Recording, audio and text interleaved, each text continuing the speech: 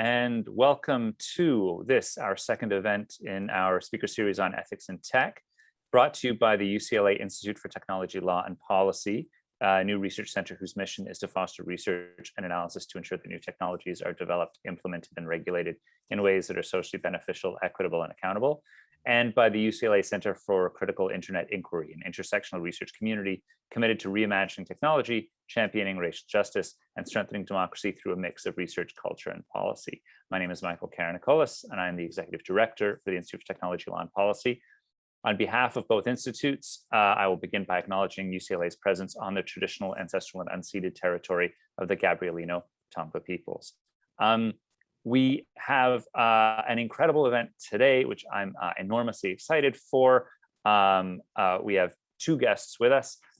One is Eva Galperin, the Electronic Frontier Foundation's Director of Cybersecurity. Prior to 2007, when she came to work for EFF, Eva worked in security and IT in Silicon Valley and earned degrees in political science and international relations from SFSU. Her work is primarily focused on providing privacy and security for vulnerable populations around the world. To that end, she's applied the combination of her political science and technical background to everything from organizing EFF's Tour Relay Challenge to writing privacy and security training materials, including surveillance, self-defense, and digital first aid kit, and publishing new research on malware in Syria, Vietnam, and Kazakhstan. When she's not collecting new and exotic malware, she practices aerial circus arts and learning new languages. Alan Rozenshtein is an associate professor of law at the University of Minnesota Law School, a senior editor at Lawfare, and a term member on the Council on Foreign Relations. Today's event is primarily going to be a conversation between Alan and Eva. I would invite participants, if you have questions or comments, to enter them into the chat, or we may have some opportunities for you to directly raise your hand and engage towards the end. But either way, we would encourage you to participate and submit your own comments and thoughts. So without any further ado, Alan, I'll turn it over to you. Thank you very much, Michael. Thanks, Eva, for joining me today, and thanks, everyone. So we're going to just run this kind of as a little mini interview. I have all sorts of questions for Eva, because I find her work in dealing with Stalkerware really interesting. So I'm going to ask her some questions for about 40 minutes, and then I'm going to turn it over to audience Q&A. So please start working on your questions. So let's jump right in. Eva, let's start with how you got into researching Stalkerware, because I think your story in particular is quite interesting and illuminating. Well, as you can see from my bio, I did not start out in Stalkerware land. I spent several years traveling all over the world, training activists and journalists in how to avoid government surveillance in authoritarian governments. And to that end, I spent a bunch of time writing about APTs, which are short for advanced persistent threats, which is generally how the information security refers to state actors. I spent a bunch of time tracking them. I tracked APTs in Syria near the beginning of the sort of civil war there, and these were sort of pro-Assad hackers that were targeting the opposition with malware. I tracked actors in Kazakhstan and in Lebanon and in Vietnam. Hilariously, the Vietnamese government sent me malware directly, which was the easiest malware analysis I ever had to do. I didn't have to go find it. They just sent it right to me. How considerate of them. They wrote the phishing document in Comic Sans. I cannot make these things up. So I was offended by their font choices. So there I was, working on APTs in, I think it was late 2017, early 2018, when it turns out that the sort of primary researcher that I was working with and traveling all over the world with and publishing lots of research with turned out to be a serial rapist. And there I was in, I think it was January of 2018, and I read an interview with one of his survivors. It was a punk girl in New Zealand, and I think it was in Vice. And I was really struck by how scared she was. She was absolutely terrified. She had not spoken up in many years precisely because she was so scared. And this was also true of all of the people who corroborated her story, of the other survivors, of anyone who had anything to do with this guy in this particular context. And the reason for that was because he was a security researcher. He was a hacker. He had allegedly threatened to compromise their devices. So everybody is giving their interviews with stickers over their, over the webcams in their laptops and with their phones put away. And there's just sort of this atmosphere of abject terror happening. And I was so angry. I felt absolutely heartbroken for this woman because she was absolutely terrified. And I didn't want anyone to feel that scared again. So I tweeted.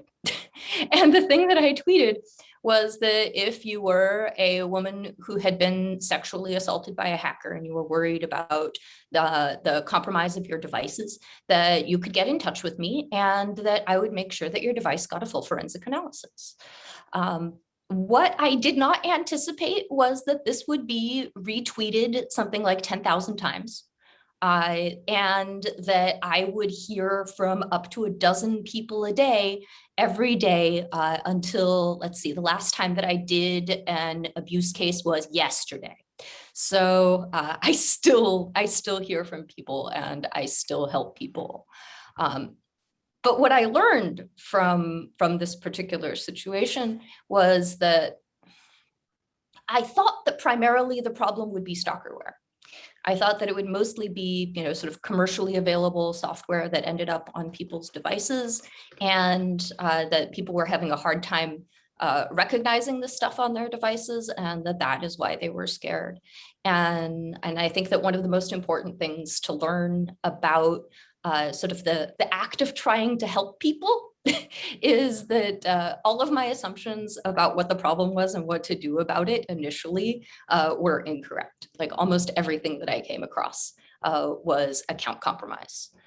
So a lot of people had, compromised email accounts and compromised, Instagram accounts and Facebook accounts and Apple IDs and iCloud backups. So there was a lot of account compromise happening. But I did see in some of the most violent and persistent cases, I saw stalkerware. And so I started studying that stalkerware and trying to understand, how much of it there was and how it was as prolific as it was and as powerful as it was. And that was really the beginning of my research. Okay, so there's a lot. This is great. There's a lot on the table, and I kind of want to try to bucket it into a few categories because I do want to talk about stalkerware, because that might be something folks are less familiar with. But I also do want to spend some time on the account side because, as you point out, that is the main vector of these sorts of behaviors. But before I get into that, I want to ask a more general question, which is, in your opinion, what is new about technologically enabled stalking? In particular, let's call it digital stalking, right? Just to have a term. And the reason I ask this is because presumably we've had stalkers as long as we've had civilization, right? You don't need technology to be a very unpleasant stalker. And even from a technological perspective, I don't think the internet is the first technology that's been used for this, right? People have been opening each other's mail for a long time. People have been tapping each other's phones, doing all sorts of stuff technologically. So in your opinion, the rise of digital stalking across all its forms, is that qualitatively different in some important way? Or are we seeing just an increase in scale, but kind of fundamentally the same problem? It's just much bigger now. Well, I will go out on a limb and say that surveillance is approximately as old as communication. So in that sense, no, it's not new. But what is new, and what I was sort of around for, I was around for the beginning of this because I was doing a lot of my research in the very early 2010s, is a shift from from a world where there's some information about you on your computer and it kind of, gives away some things about you, to everybody carrying a tracking device with the passwords to all of their, accounts, which give you tremendous insight into every moment of their lives in their pockets. Your phone is a target for stalkers and for abusers for exactly the same reason that phones are targets for governments and law enforcement, because the sheer amount of information that is stored in your phone about every moment of your day and where you are going and what you are thinking is tremendous. And this is a line that I have stolen blatantly from Kevin Bankston, who now alarmingly works at Facebook. But access to your phone is the next best thing to access to your mind. So on that, it's a very disturbing sentence. So it was much less disturbing when he worked for the Electronic Frontier Foundation. Well, yeah. So let's talk about Facebook actually, and let's talk about the large tech platforms generally, right? Because when you said earlier that the most of the stalking that you saw came from account compromise, right? I mean, there are lots of little companies out there and lots of little services, but I assume a lot of this is account compromise of the big companies, right? Your Facebooks, your Googles, your big tech accounts. And so, what are these companies doing or not doing, as the case may be, that is contributing to this increase or this rampant problem of account compromise? Well, the good news is that we have solutions to account compromise. And this is one of the reasons why information security often sort of skips over the account compromise issues, because we have solutions, and information security people tend to think that because solutions are available, that they must all be flawlessly implemented. And now that we've solved that problem, we can move on to other things. We have many exciting blind spots in information security, and this is definitely one of them. So over the years, we have seen the major platforms roll out a lot of initiatives to help secure people's accounts, and that includes, sometimes requiring strong passwords. We have seen web browsers incorporate password management. And the most important thing is that a lot of these platforms have implemented two-factor authentication. So one of the things that we see very often in abuse is that the survivors are compelled to share their passwords with their abusers. For a very long time, information security assumed that if you have access to somebody's device and you have their password, then you have legitimate access to their account. And that is a tremendous misunderstanding of how abuse works, because that is absolutely how the abuse case looks much of the time. Furthermore, often even when we lock down accounts with two-factor authentication, these messages are being sent to people's phones. Sometimes in the form of text messages, sometimes in the form of messages to something like Authenticator or Authy, sort of app-based authentication. And then the last form of authentication usually involves a device like a dongle or a YubiKey or DuoKey device that you use to lock down your account. And let me tell you, almost no one that I was dealing with in abusive situations had a physical second factor of authentication. So usually these messages are going to their phones. If the survivor is still living with the abuser who has physical access to their phone, and that message is coming up on their screen without even having to unlock it, then 2FA isn't much help. And that is really disturbing. So this is not a use case that the platforms have spent a lot of time thinking about. And because they haven't spent a lot of time thinking about it, you see this kind of compromise everywhere.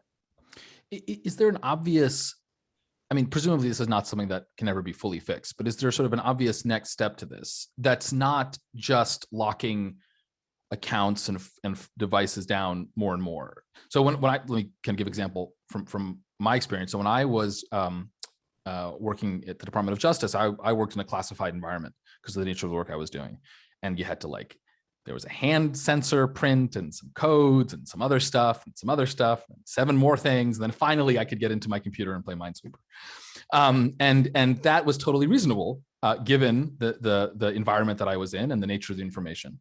And that created what we thought was an adequate amount of security. But obviously, you can't do that on everyone's Facebook account and iPhone, right? You're just going to, at some point, make these things so difficult to use that people aren't just going to use them. And presumably, whether we like it or not, any innovation to the problems you're discussing will have to be in the profit.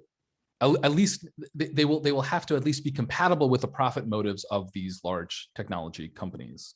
And so, before I want to get to the Stalkerware part in a second, but that's going to be everything. Just on this basic issue of account compromise, beyond telling people, please use good passwords, please use a password manager, please use two-factor authentication, et cetera, et cetera, et cetera. Is there anything else we can do, or is there always just going to be a huge amount of account compromise, and we're just going to have to accept that and try to work around that problem in terms of fighting stalking and other forms of digital harassment? Well, I think account compromise is here to stay, but I think that we can also really cut down on the amount of account compromise by increasing the uptake of two-factor authentication for accounts. For one thing, because it helps to protect survivors whose devices are no longer in the same physical place as their abuser.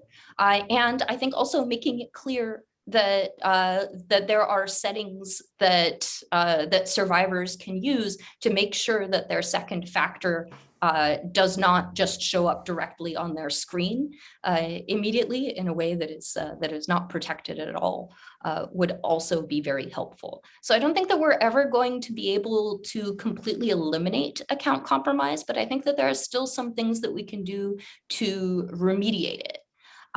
For example, I think Twitter recently put out a report about how many of its accounts are secured with two-factor authentication, and it was less than 3%. And that's not necessarily a reflection of how well secured Facebook accounts are, or Instagram accounts, or emails. Presumably those are accounts that have higher levels of uptake with 2FA, but it certainly suggests that there is a lot of room for improvement. I have tried to convince the platforms to implement 2FA by default for particularly vulnerable accounts, and I have met with varying degrees of success. Why do you think that? Why isn't this a no-brainer? Everyone just gets two-factor authentication. You can opt out of it if there's some real reason to, but the default is that you do 2FA, and we kind of make it a little bit difficult not to do it for your own good. Platforms are really reluctant to add friction to the user experience, because the moment you add friction to the user experience, your marketing team shows up and says, why is my number of users going down? Also, once you have effective security, then if your user forgets their password or loses their phone, they run the risk of locking themselves out of their account. And if you don't create a workaround for that, then again, you're losing users and your marketing team complains. Anytime that you have effective security, you run the risk of losing users. And every time you create a workaround to improve the user experience, you now create a new vulnerability for an abuser to use. That is that's the dilemma, right? That yes. Fundamentally we're talking about here. Yes, you just have the security team in the room and the marketing team in the room, and they argue. Got it. Okay, so that's the account compromise piece. Let's turn to the Stalkerware piece. So, so what is Stalkerware? Can you should give us a description and maybe not an exhaustive list of every piece of stuff that's out there. I'm sure there's basically an infinite amount of stuff that's out there, but maybe just like if there are certain categories or there's a kind of a broad taxonomy, just to give us a sense of what we're dealing with. Sure. So very broadly speaking, Stalkerware is the category of commercially available software that covertly installs itself on a device and exfiltrates information about how that device is being used to the person who covertly installed the program. You can have Stalkerware that runs on your PC. You can have Stalkerware that runs on your Mac. You can have there's Stalkerware for iPhones and for Androids. So all kinds of devices are vulnerable to this commercially available software. And the way that it often works, like the way it almost always works, is that you do a search. It comes up as an ad, or you get some sort of blog post about how wonderful it is to spy on your partner. It includes a link to usually to an APK, a file that you then download onto the device covertly, which then hides so that the person who is being spied on does not know that they are being spied on and does not know that they can remove it. And then that information is exfiltrated to a server which is controlled by the company that makes the software. The person who then bought the commercially available software pays the company by the month for access to the information which is exfiltrated from the device. So I'm curious, has there been, or do you know if there's been litigation, tort suits trying to hold these companies liable for the use and misuse of their products, right? I mean, I imagine they have terms of service that say things like, don't stalk, don't commit crimes by using this product. But I've seen some of these advertisements, and they're really bad. I mean, they're very explicit in terms of what this is supposed to accomplish, and it does seem to me that even just from a negligence perspective, these companies should be, in theory, vulnerable, especially if there are ongoing concerns. I mean, it's one thing if you pay some fixed amount of money for some piece of code, and then who knows what happens with that code. But these services that are providing an ongoing platforms, that's a technical term, but an ongoing service that they presumably know is in some fraction of cases being used to stalk people. Is there no liability for this, or had there been test cases, or are these all North Korean companies that you can't hail into court, or what's going on there? Well, as you know, any legal answer begins with a sigh and a look off into the distance, followed by "it's complicated," especially for. Are you sure you're not a lawyer, Eva? This is also how all information security answers begin. Excellent. Kindred communities. Yes, we are the communities of sighing and looking off into the distance and telling you how complicated it is. Yeah. So it is complicated largely for reasons of jurisdiction. We do see some litigation against or by victims of Stalkerware against the people who purchased the products and who have been using them to do the spying, which is a very straightforward tort. So that makes it a little bit easier. But most recently, one of the things that we've been seeing that I really enjoy is that the FTC issued a ban against one of the Stalkerware companies. They banned the company itself, SpyPhone, the company's CEO, whom they named specifically, and the parent company, SupportKing, from making apps and just generally engaging in this business. And I think we're still in the 30-day period for comment on this particular ban. So the ban has not yet gone into effect. And one of the reasons why the FTC decided to single out SpyPhone is the same reason why the FTC singled out Retina X for action just a few years ago. They entered into a consent decree and fined them a bunch of money, which this was another sort of commercial stalkerware company. And that's that not only do these companies make a product which is specifically designed to help you break the law, but also they don't do it very well. So SpyPhone had a problem where the command and control servers, where all of this information was being stored, so that the people who were buying the software could see the information that they had covertly exfiltrated from the people that they were abusing. Those servers were not very secure. And so anyone could suddenly get this information. And I have looked over terabytes and terabytes of data from stalkerware companies, just trying to get an idea of like who is being stalked, what kind of information is being exfiltrated that is available to everyone. And it's very sensitive and extremely revealing. And that was one of the reasons why the FTC chose to focus on Retina X and on SpyPhone. But I'm hoping that we're going to see more actions like this.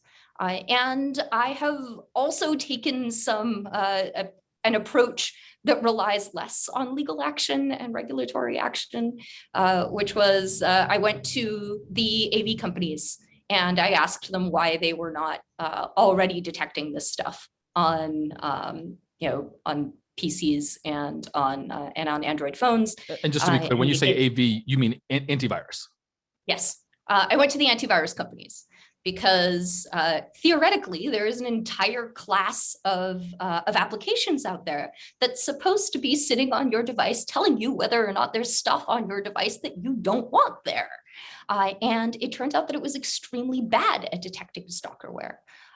For a variety of reasons, largely having to do with the AV company turning a blind eye to these abuses. And one moment. Yeah, I think the cat has strong opinions about stalkerware. I think the cat should hang around. I think the cat is adding to the ambiance of our conversation. I think that he definitely has very strong opinions about consent decrees that he would like to share now. But in the meantime, back at AV companies, the AV companies were not doing a very good job of detecting this software, and especially they were not doing a good job of detecting it on Android phones. And so I pushed a couple of companies that were pushable at the time because they had some bad press and were therefore very amendable to anything that might get them good press to start taking this detection more seriously. And that pushed other AV companies to start doing a better job of detecting stalkerware. And the most recent reports on the detection of stalkerware in the Android ecosystem show that the AV companies are actually doing a pretty good job now. So I have a couple more questions before I turn it to Q&A, but I do want to encourage folks in the audience to start thinking of questions. You can raise your hand and we can call on you and you can ask your question, or if you're more comfortable with it, you can put your question in the chat. So, going back though for a second to the issue of legal or regulatory action, right? One, I think, intuitive response to the problem that you've outlined, which is obviously a big problem, is just to ban this stuff, right? It's just to say, look, this is bad stuff, right? We should not have this. But it does seem to me, and maybe here I am just reflecting my perspective and experience in government, which is both on the national security bureaucracy kind of surveillance side, and also I had a brief stint as a federal prosecutor. There do strike me as legitimate use cases for remote monitoring tools, right? Because of course, what makes something stalkerware is the purpose to which it is used, not the necessarily underlying code or technology, right? And one can imagine a variety of cases in which you wouldn't want to call it stalkerware. Let's call it remote monitoring, right? So for example, a company that needs to monitor very sensitive employee activity, right? There are certain companies, especially in highly regulated fields, that need to know actually exactly what their employees are doing on their devices. You might be a parent who wants to give your child a device, but for whatever reason, you're not comfortable doing that unless you have some degree of visibility into exactly what that child is doing on that device.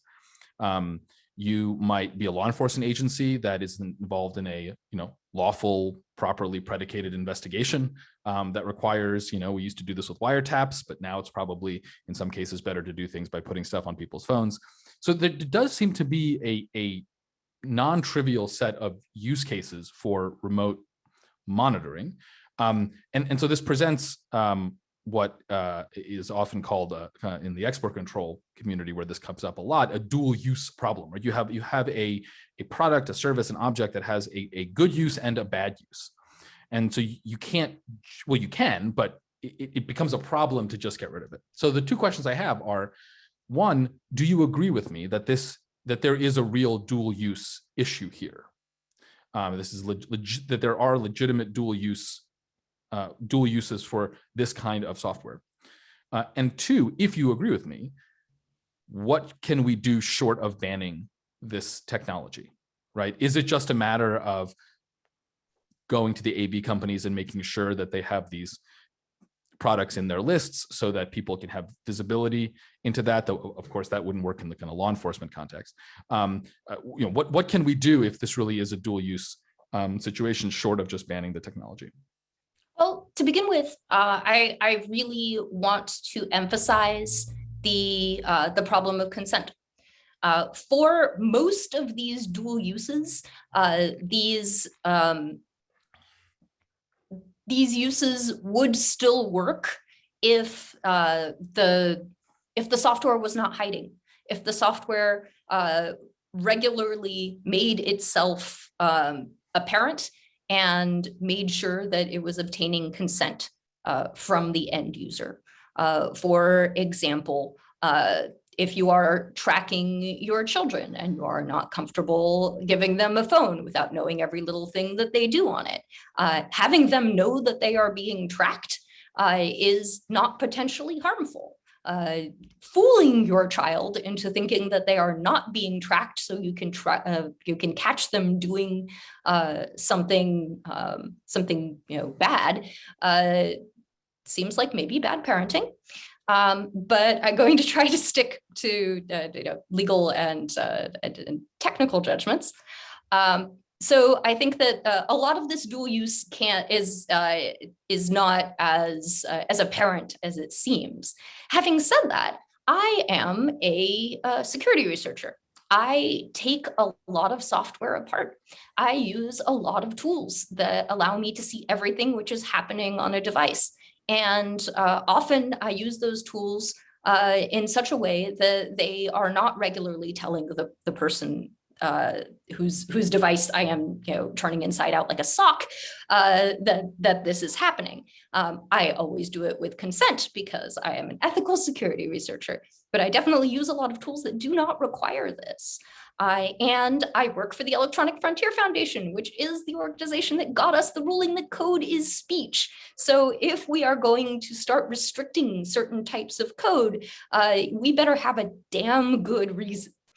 So I don't want to limit my own security research. I don't want to muzzle other security researchers in doing their work, which I think we can all agree helps the general public. Having said that, there are things that we can do to limit the sale of this software. And one of the things that I really want people to focus on is the way in which it is marketed. It is marketed specifically to non-technical people to easily spy on and subvert the consent or circumvent the consent of someone else in order to get the information which is on their device. And I think that if you market your tool like this, and if your tool is specifically designed in such a way as to avoid detection and fool the end user into thinking that they are not being spied on, that is something whose sale we can regulate. Yeah, I want to emphasize, especially this last point you made about the marketing issue. I do think that often domain experts, right, technologists, lawyers, policy people, we get very wrapped up in these intellectual puzzles about how to solve the hardest case, right? How do you deal with this?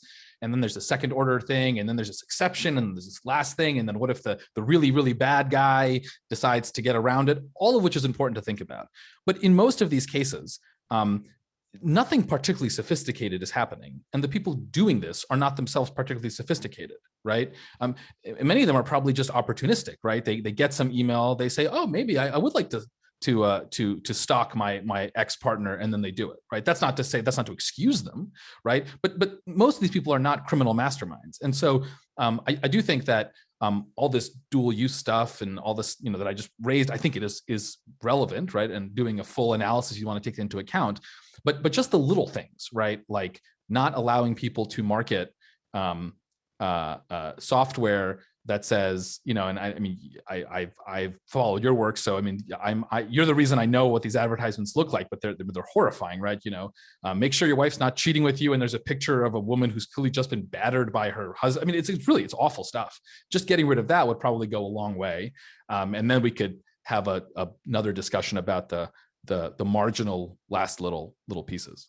Well, there have been some really interesting developments in the marketing of these products in the last several years that are a direct result of my highlighting this particular type of marketing. So I did a TED Talk about this in late 2019 that came out in 2020, and it got a lot of attention, and it included highlighting ads in which the makers of Stalkerware were very clearly on the side of the abuser who is, hitting his partner for having cheated on him.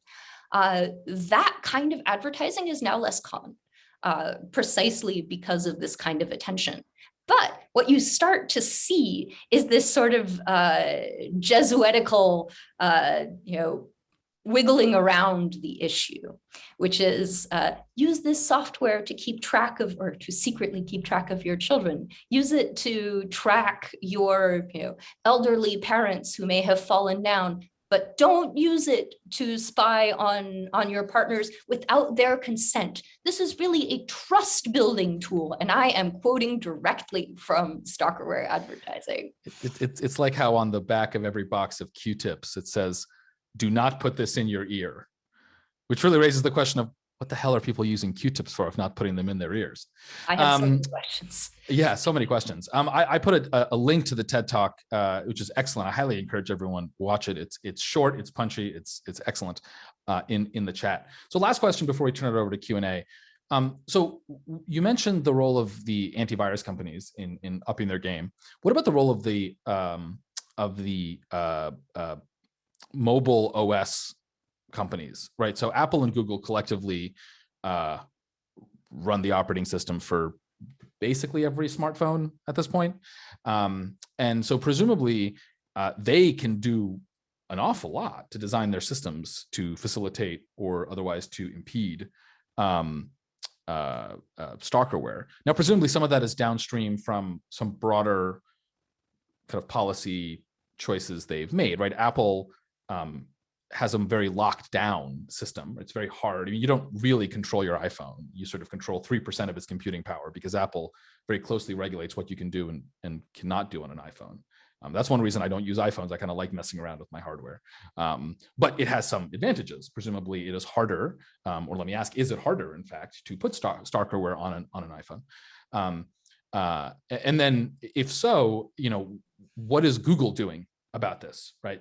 Is there a way for Google in particular to preserve the relative openness of the Android operating system, which is, again, far from super open, but it is more open than the iPhone, without at the same time making it easy for companies to create Stalkerware that can run on these platforms. So the real general question is, what is Apple and Google's role in all this? Because you'd think if anyone could stop this, it's those two companies. Well, their rules are twofold, and I'm afraid this is going to be one of those questions that is answered in 4 parts. I hear, if you could sigh into the distance and say it's complicated first, I think that would really set that's really good. All right, so here are the 2 parts. The first 2 parts have to do with with choke points, and 2 of the most effective choke point that Apple has is its store. You cannot download an app onto a non-rooted, non-jailbroken iPhone unless it is in Apple's store. And the kind of software that I have been describing is in violation of Apple's terms of service. So if you find it, you should be able to report it to Apple and get it taken down. So that shouldn't be in there in the first place. The same is true of Google's store. If we do sometimes find this kind of software in Google stores, but usually what we do is researchers find it, they report it to Google, Google takes it down, Google takes an interest in finding this software again and does a full review of its store and starts taking down 7 or 8 different apps. But it requires eternal vigilance to make sure that these guys are not violating their terms of service. Furthermore, if you are running an Android, then you are not limited to getting your apps from Google's store. You can sideload apps from all kinds of other places, sketchy and otherwise. This is the glorious freedom of the Android. That is actually how most stalkerware works. Most stalkerware requires you to sideload the app. Sometimes from a store, but often from just a website where they will have you download the PKG directly, sorry, the APK directly onto the device that you're spying on. And it takes seconds. This is one of the things that really impresses non-technical people for some reason, that you can install it very quickly and you don't need a lot of time with the phone in order to make that happen.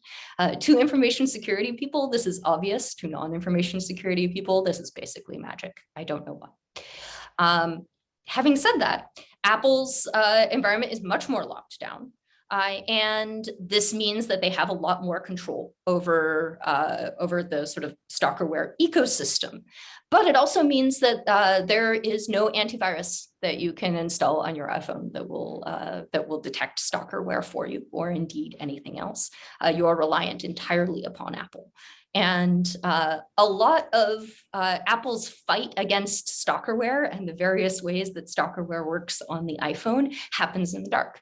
It is a game of cat and mouse between the stalkerware companies finding new and exciting ways to spy on iPhones, and a small team at Apple, plugging all of the holes in their system. So for a very long time, it used to be that it was much easier to jailbreak the phone, and so you could just covertly jailbreak the phone and install things in earlier versions of iOS. Then it became very popular to create tools that would that would just download a full backup of your phone from iCloud. So it would all be iCloud compromised. You didn't even have to install anything on the phone. All you needed was somebody's Apple ID. You turn on iCloud, you pull up a backup. Apple made it more difficult to get regular backups or full backups from iCloud to exported to anywhere, but especially exported to IP addresses controlled by known stalkerware companies. So this is like another fight that happened in the dark. And the latest stalkerware that I have been studying works by taking advantage of remote iTunes backups over Bluetooth.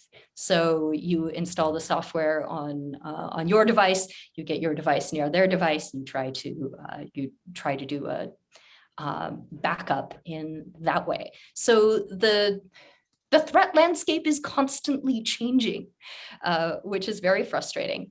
And the primary thing that both Google and Apple can do is to devote more people on their security teams to fighting stalkerware full time, because this is not one of those problems where you can just make a couple of fixes and then throw your hands up in the air, declare victory, and leave.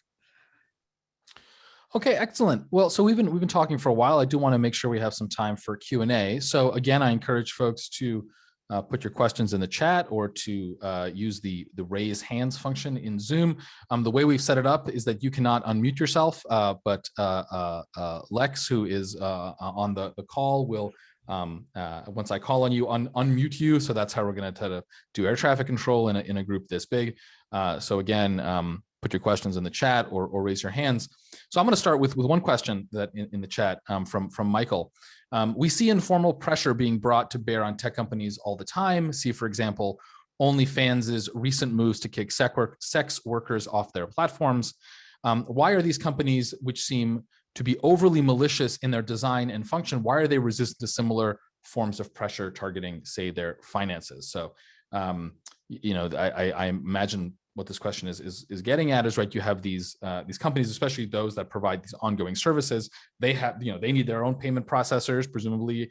I mean, I don't know if you only pay them in Bitcoin, but right, they want to take MasterCard like everyone else. So whether as part of your kind of advocacy work or more generally, is that a way of targeting them, again, either directly through pressure and PR campaigns or by going after their financial facilitators? Well, public pressure and PR campaigns don't work against stalkerware companies because those campaigns rely on a sense of shame, and you cannot shame the shameless. Often there are not many companies that make these products, but they are located outside of the United States. They are difficult to pressure with the U.S. government or with the tools of U.S. law enforcement. They are difficult to pressure through outrage because these are tools that are being specifically marketed for these purposes. It's not like they don't know.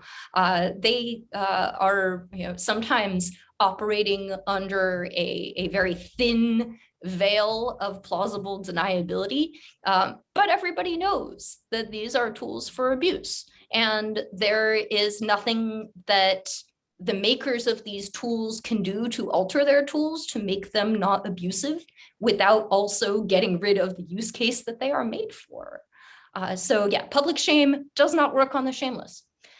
Having said that, going after their payment processors is a problematic sort of path to take. And one of the reasons for that is because we have seen this sort of financial censorship targeting vulnerable populations time and time again. And so, using these tactics really makes it okay for the payment processors to go after sex workers or, WikiLeaks in, I think it was 2012, or any one of the other, politically or socially unpopular causes. And so that's really not a tactic that I encourage personally.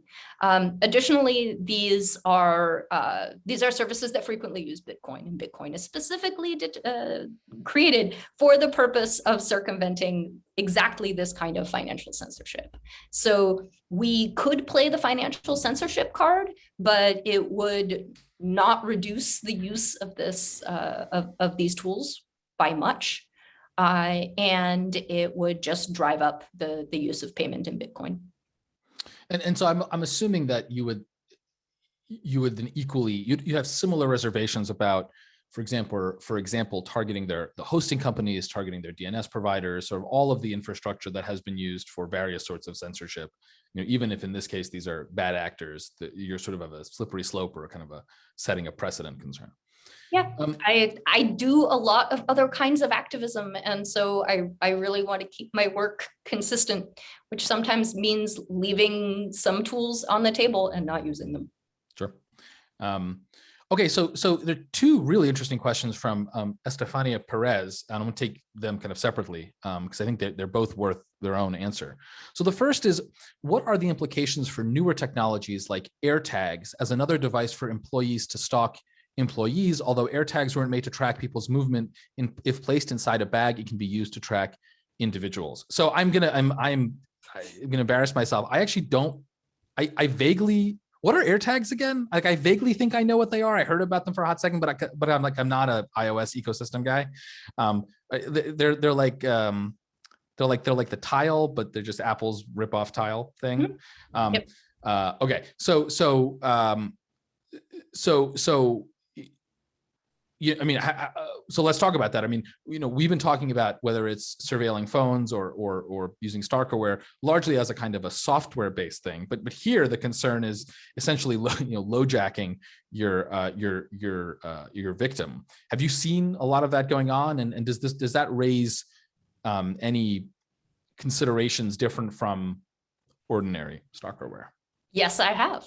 I am actually in the process of kind of putting together all of my research on tiles and AirTags and other sort of tracking, physical tracking devices and their links to intimate partner surveillance for a conference which is coming up next week called Objective by the Sea. And I will be delivering that talk remotely. It is called Hey Siri, Find My Ex.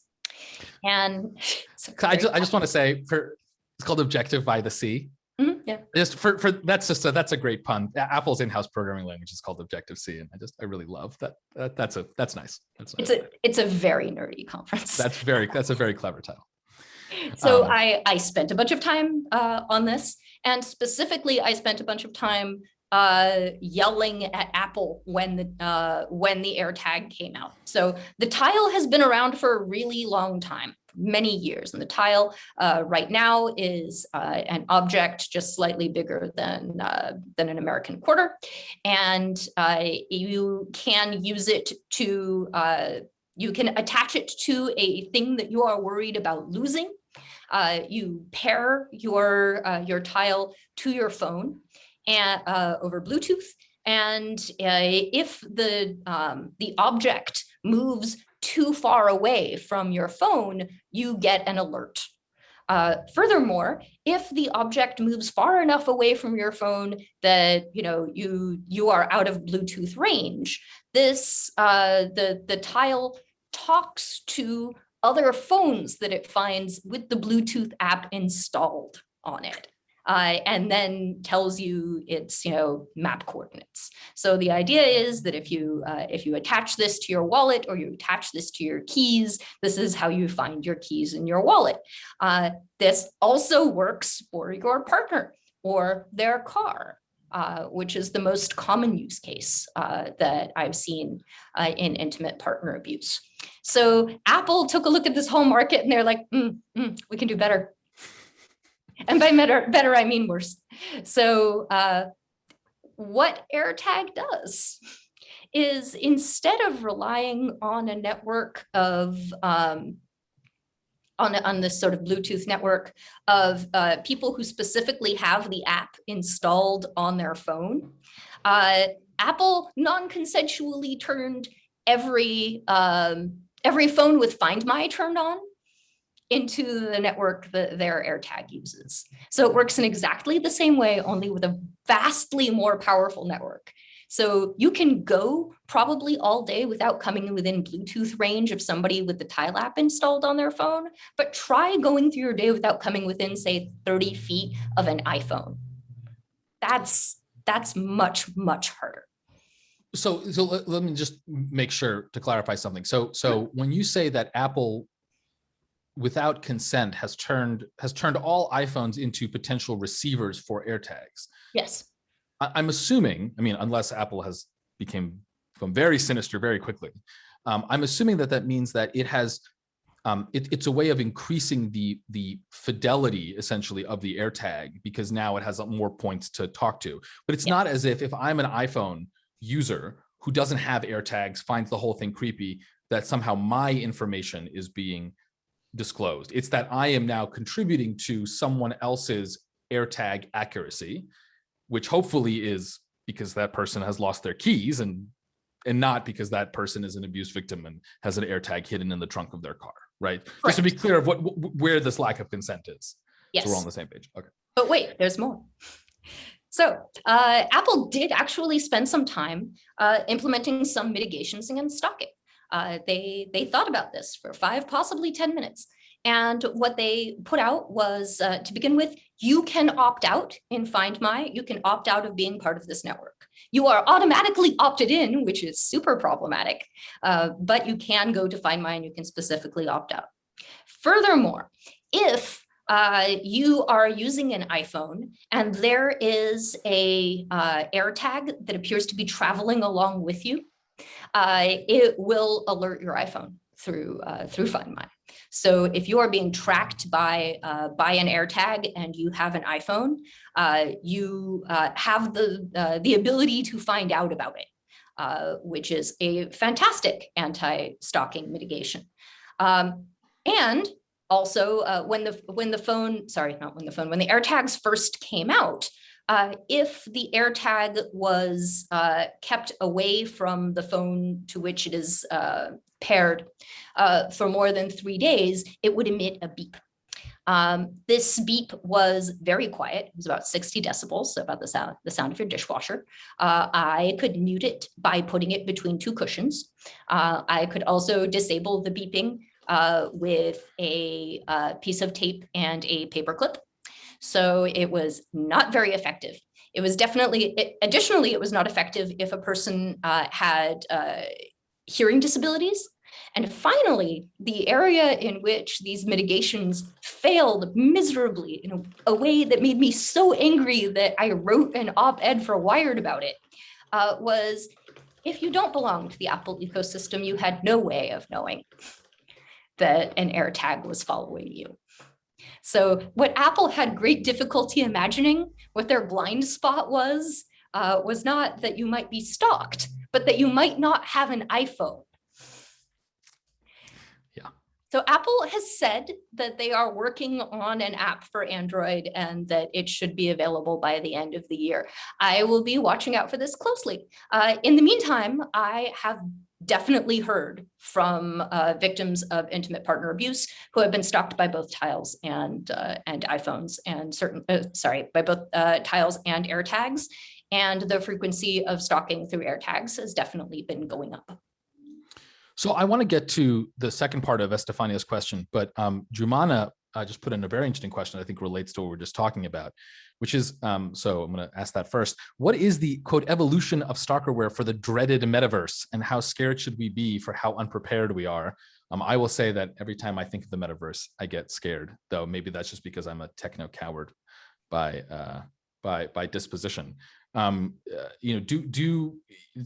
the metaverse, if Mark Zuckerberg has his way and we're all wearing Facebook Ray-Bans constantly, should we think that will make Stalkerware worse, or are these kind of orthogonal concerns or orthogonal issues? I think that there are ways in which this kind of surveillance can make Stalkerware worse. The first being that it is vulnerable to all of the account vulnerabilities and compromises that we just talked about. So if everything that you see in your Facebook glasses, your Ray-Bans, is being sent to your Facebook account, then it's only as secure as your Facebook account. What I am more concerned about than stalking is non-consensual filming and spying, because every few years, one of these platforms goes, look, we're going to make augmented reality glasses.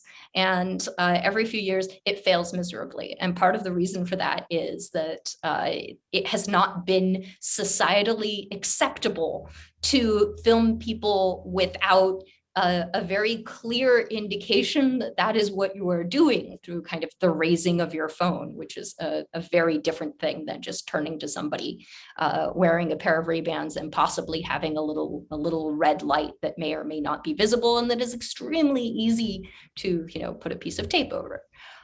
So I think that my primary concern is less with actual physical stalking, where the risks are exactly the same as they have always been, and more about ubiquitous and impossible to detect surveillance becoming normalized.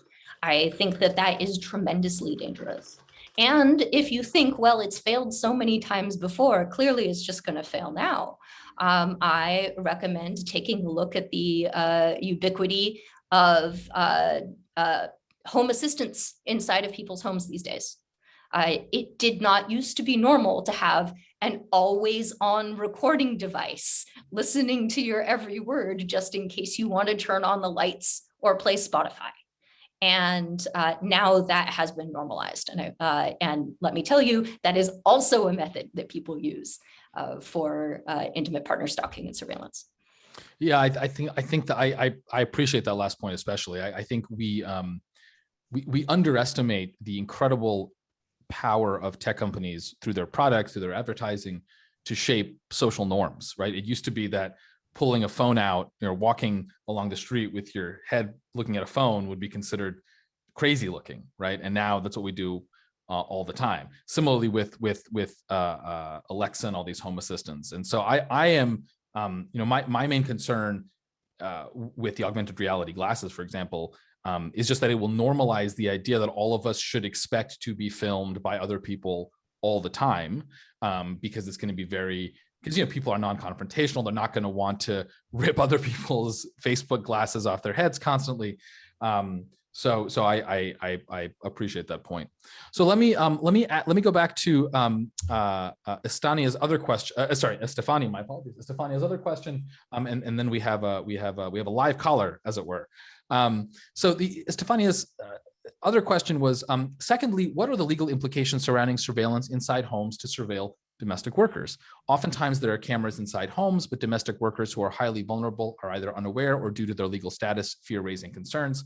What options do vulnerable workers have to raise concerns about surveillance inside a household? And let me expand that to include not just domestic workers, but various types of workers who are in precarious positions. I'm sure there's surveillance tech for seasonal agricultural workers. We know there's a ton of surveillance tech for long-haul truckers, for example. Now, again, I think we can agree that in some circumstances, we want surveillance technology, right? When I worked in, again, to use my example, when I worked at the Department of Justice, I was well aware that every time I pressed my keyboard, it was potentially being logged and watched, and I was completely okay with that. I understood that. It was part of my employment contract based on the classified nature of stuff I was dealing with. That seemed to me like a good idea. But that may not obtain for other groups of employees. And I'm sort of curious what you think about that, even in cases where those people have formally consented, right, to the surveillance, because of course we all know that formal consent does not always mean kind of practical consent. Well, I'd like to begin my answer with, I am not a lawyer. I do not even play one on TV. But it is my understanding that you do not have an expectation of privacy in somebody else's home. If you are a domestic worker, or if you are babysitting, or if you are, visiting, you do have some protections against the recording of your electronic conversations, depending on what state you are in and how their wiretapping statute is written, and whether or not somebody is in a two-party consent state. But as you have rightfully pointed out, domestic workers are frequently not in a position to bring any kind of complaint, because they are often in precarious circumstances. So even if there are protections, those protections are not very practical, and that is really unfortunate. Okay, so we will now go to our organizer, Michael, who I know has a question. I think you can, Michael, yes, you can unmute yourself. Thanks. So I wanted to sort of go back to one of the broader themes. First of all, this has been enormously interesting, and I've really enjoyed this.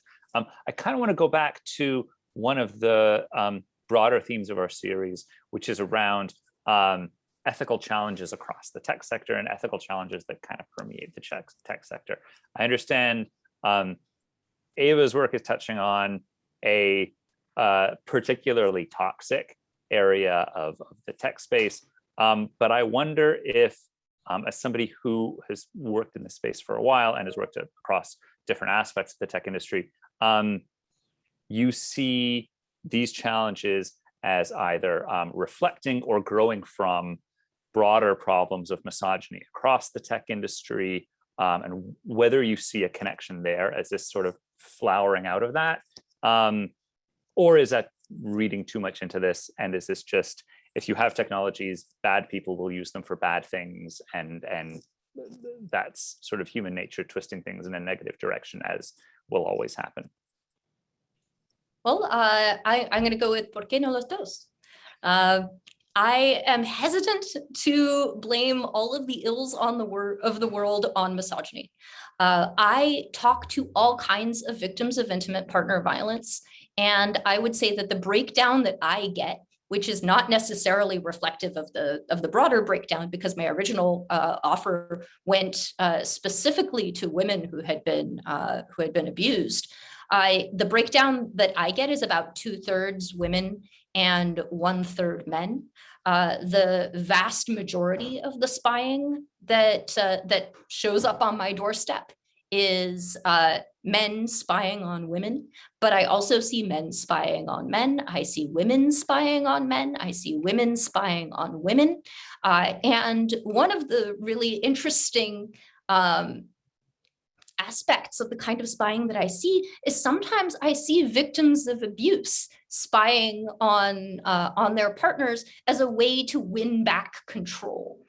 They feel very strongly that they do not have control, that they have been physically abused, they have been assaulted, they are being, beaten and bullied, and all that they want is, proof that their partner is doing something bad, and then they can justify leaving them. And often what I tell these the women who come to me is actually what you're doing is abusive.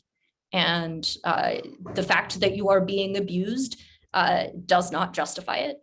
And don't let the abuser turn you into an abuser. You already know what to do. You've already made up your mind. You don't actually need proof. Like, just leave. And so that's also a dynamic that I end up seeing.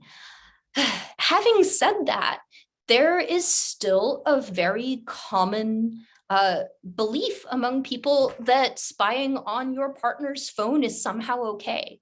That there is even a fairly common belief that it is not illegal, which I was extremely surprised by. There was a there was a poll done in the UK, and I don't remember the details, but something like 10% of the people that they had that they had surveyed admitted to having spied on their partner's phone, and more than 50% of the people did not think that it was illegal to do so.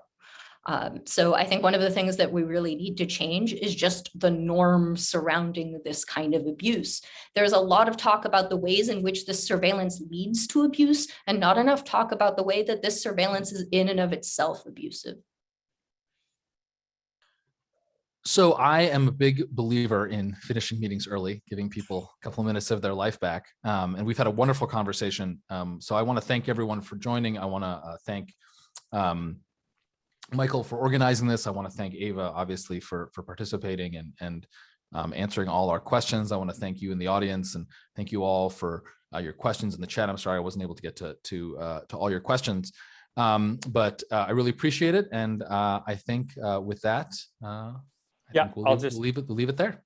I'll just jump in briefly, and first of all, say thank you to both of you who did a wonderful job, provided a really interesting conversation on an area of an area that I think needs to be discussed significantly more, and is enormously important for us to pay attention to. The other thing I want to do is to give a quick plug for our next event in this series, which will be on October 6th at the same time frame, with Sophia Noble of C2I2 and Achyuta Kadambi of the UCLA engineering faculty, who will be discussing facial recognition, optical technologies, and racial discrimination connected to both of those. So you can find the link to that on our Twitter.